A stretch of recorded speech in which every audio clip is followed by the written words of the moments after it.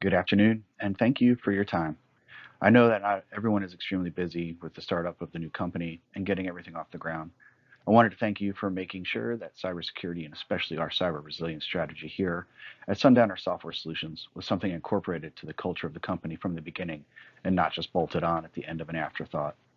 Having a dedicated commitment to the reduction of risks through cybersecurity will help the business grow as well as help the board sleep better at night knowing our information is secure and our IP isn't going where it shouldn't.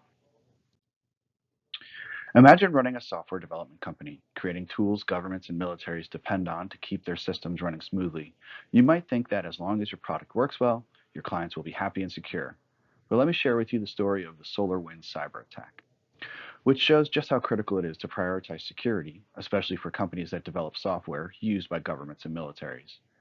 In 2020, hackers linked to the Russian group APT29, commonly called Cozy Bear, managed to compromise SolarWinds, a company whose software, Orion, is used by thousands of organizations, including government agencies and tech giants. The attackers inserted a piece of malware into a routine software update, and once it was distributed, they quietly gained access to the networks of major corporations, critical infrastructure, and even the US government. The key takeaway here is that the breach didn't happen because SolarWinds had a weak product.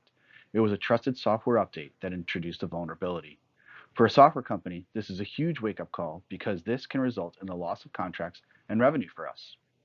My name is Adam Farber, and I'm going to discuss how improvements to our cybersecurity posture and positioning will directly lead to better business outcomes. On this slide, you'll see the executive summary, which you've had for the read ahead. If there are any questions, I'll continue. Here's a basic roadmap for the cyber resilience plan for Sundowner for the next 3 years.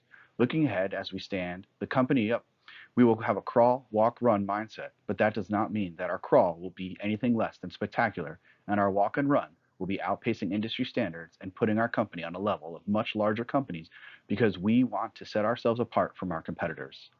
Investing in our cyber initiatives here to ensure we are able to have a NIST maturity of at least 4.3 by December 2028 will offer Sundowner to roll out a top secret, cloud-based, hands-on, performance-based training platform to empower developers with practical skills to build secure applications throughout the development lifestyle, thus delivering our initiative to move rapid from each single user to standalone stationary workstations to a cloud-based solution.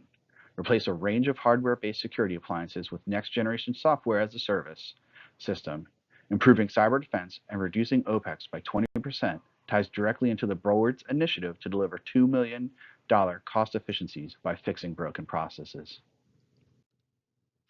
In today's brief, we will cover cyber threat assessments, cyber risk and control assessments, addressing control gaps, risk reduction versus cost, our target state for maturity, as well as any questions you may have as a board.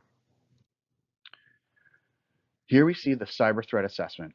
As I've briefed in the past, you can see that we have this 4 major groups of state-sponsored attacks, cyber criminals, activist groups, and disgruntled or miscellaneous insiders. Malicious insiders. While some of these threats are high, very high, or low, we have seen a trend that state-sponsored attacks are going to be going down. Cyber criminals are going to be going up, directly related to the scene of experiencing those email spoofings, text spoofings, LinkedIn targeting as our most highest threat. These things all result in time away from dedicated software development and headaches for our CEO, COO, and CFO. This is our cyber risk and control assessment targeted state. We want to have things either in the low or medium range and get everything out of the high to very high. If we implementing all of these recommendations, as I've presented through emails and other the white paper, we will be able to move all of our cyber threats down to either a medium or high or low, both incidents as well as probability of occurrence. So here are the strategic initiatives to address control gaps. We want to have some things such as educational plans, data loss prevention, content distributed networks, onboard and offboarding processes to help screen our income and outgoing employees. And as you can see, by implementing these strategic initiatives, we will move from our current risk level of very high, high, or medium, down to all of those being medium or low. Are there any questions on strategic initiatives to address control gaps? Here we see the comparison of our strategic options. As I've put into the white paper, we have the split hybrid, the reverse hybrid, and the full internal.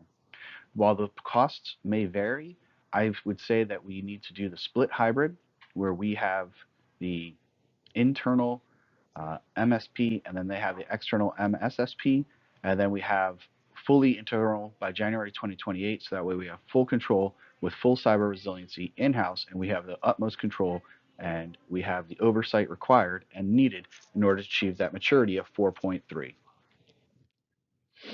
As you can see, fully implementing our full internal uh, service providing and service security provisions internal to the company by 2028, we will have either a medium or low risk to all of our different core pillars, as well as into our entire business strategy moving forward.